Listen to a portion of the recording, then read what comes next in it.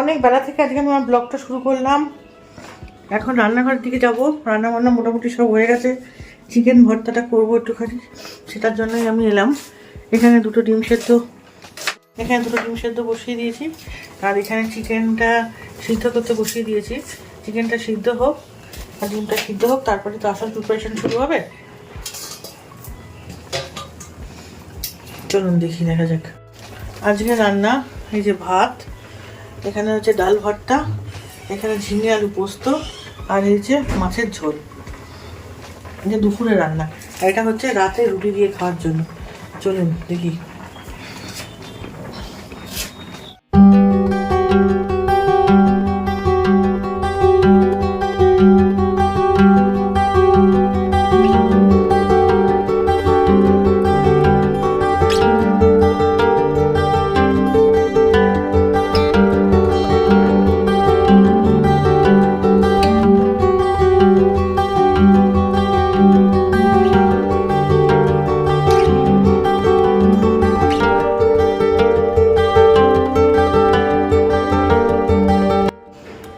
এই বছরে যে গরম পড়েছে তার বলার মতো না। দাদা আবার বাজার পাঠিয়েছে,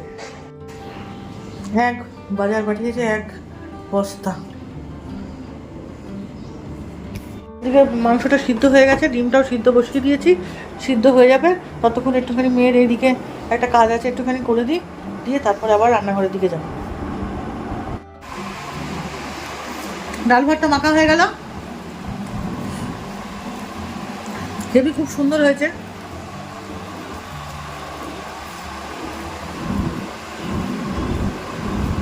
আজকে দুপুরবেলা এই দিয়েই খাবো, পুরো ভাতই এই দিয়েই খাওয়া যায়, আর কোনো কিছু লাগে না।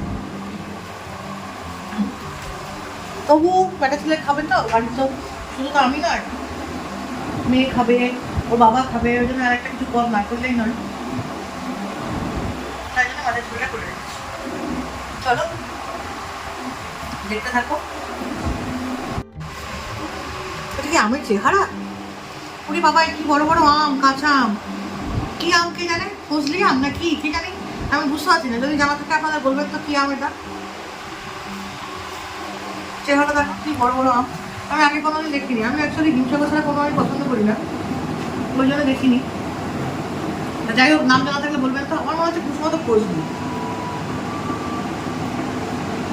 এটা যেমন খেতে তো হবে, কাঁচা আছে, ভাবছি কাঁচাই করে দেবো নাকি পাকাবো, বুঝতে পারছি না।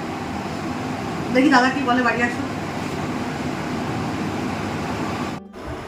এইমাত্র পড়ে উঠলো, বইপত্র যেরকম ছিল সেরকম করে রেখে দিয়ে চলে গেল, ওই ঘরে চলে গেল বই গুছাতে। দেখি আমি গুছিয়ে রাখি।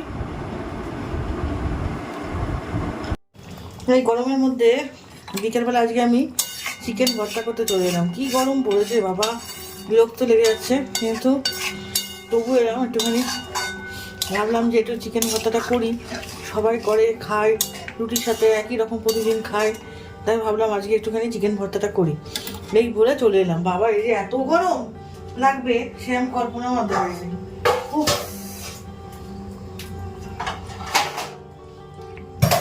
যাই হোক, হয়ে গেছে আমার, এটা হলেই হয়ে যায়। এখন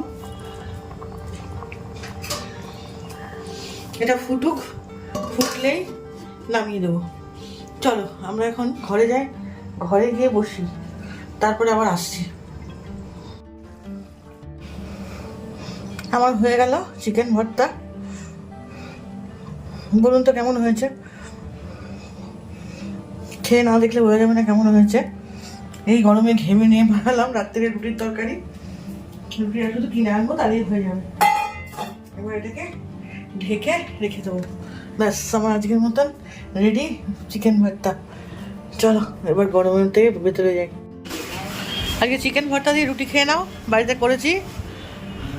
কেমন হয়েছে বলো খেয়ে? আমাকে দুটো রুটি, একটা রুটি দাও আগে। হ্যাঁ, আগে একটা দাও, তারপরে আমি খাচ্ছি। থালা ওখানে, এই তো এখানে দিয়ে দাও, এর মধ্যে দিয়ে দাও। না, একটা দাও।